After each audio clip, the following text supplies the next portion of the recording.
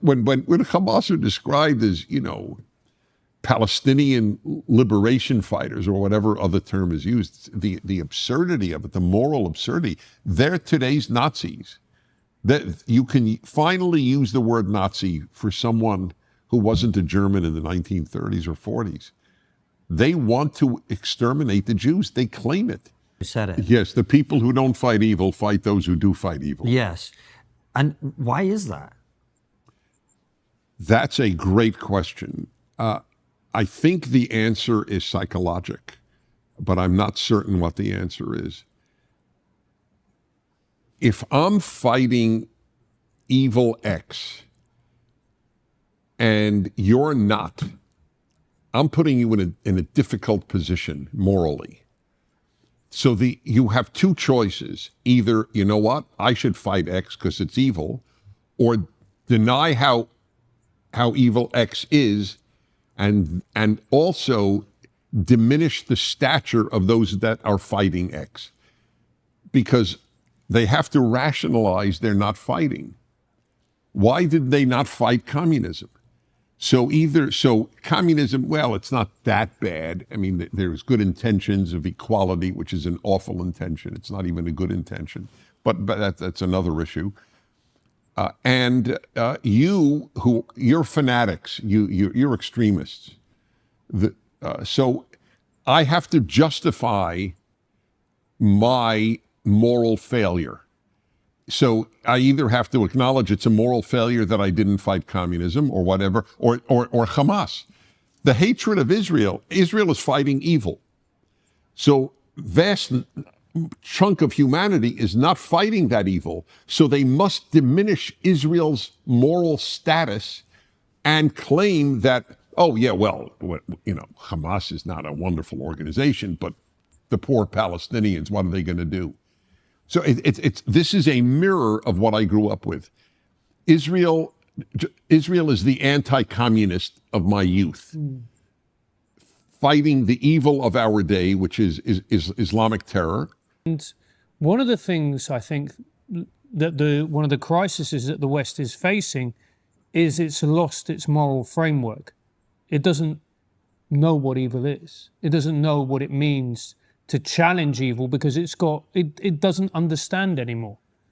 Yes. Well, what the left has done, the left is organized moral confusion, and what the left has done has redefined all of these terms. So we don't have good and evil.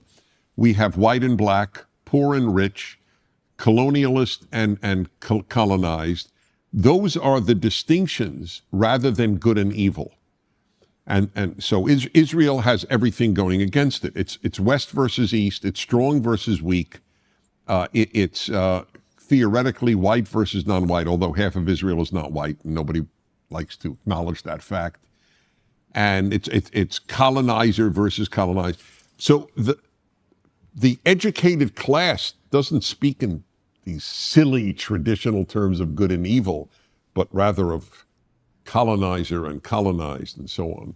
The Jews, we have this crappy role that the bad focus on us. I mean, let's be honest. Anti-Semites have not been among the finest people in any given society. Is that fair to say? Yeah. I mean, that's why when Hamas are described as, Palestinian liberation fighters or whatever other term is used, the absurdity of it, the moral absurdity, they're today's Nazis. That you can finally use the word Nazi for someone who wasn't a German in the 1930s or 40s. They want to exterminate the Jews. They claim it. And Israel, Israel is often charged with being an island of Western civilization in the Middle East. That's exactly what it is. That's correct. It's hated because it's essentially good.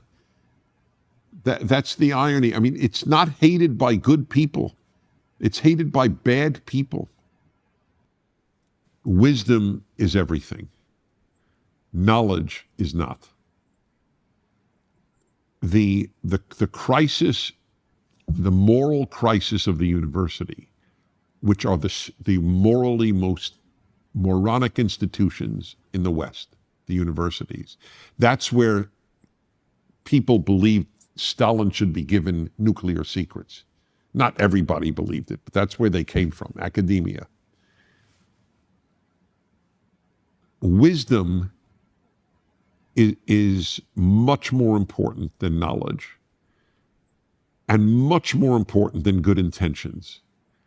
Good intentions without wisdom leads to evil. Vast numbers of people supported communism from good intentions. Vast numbers. And they produced Gulag and Pol Pot and Mao and on a lesser extent Castro and so on. Good intentions are worthless without wisdom. They're worse than worthless. They're harmful. Wisdom is everything. And I'll give you a fascinating insight. I mentioned the Jewish liturgy for the Passover Seder. It's called the Haggadah. And I wrote the only non-biblical commentary I wrote is on it's called the Rational Passover Haggadah. So there's a story in there, it's thousands of years old, that the Torah speaks about 4 sons, the famous 4 sons. Almost every Jew who knows anything about Judaism knows the 4 sons. So there are 4 sons, and this is how you speak to each of them to explain the Exodus, because Passover is about the Exodus.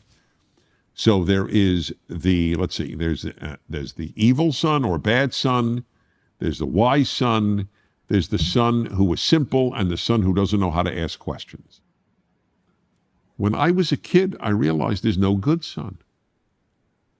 And nobody pointed that out at the Passover Seder. There was a bad son and a wise son, not a bad son and a good son. Because the opposite of bad isn't good, it's wise. Vast numbers of people mean well and do awful things because they don't have wisdom. And here, this is a challenge to secular people. There are certainly secular people like you, and I'm not buttering you up, but like you, who are wise. But there is no wise secular institution.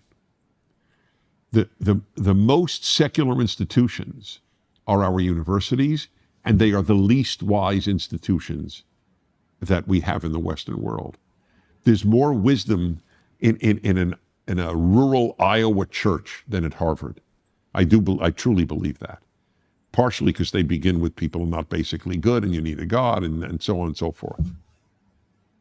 So yes, that's the one thing I want to believe people with, wisdom, and that's a biggie. Good intentions are nothing.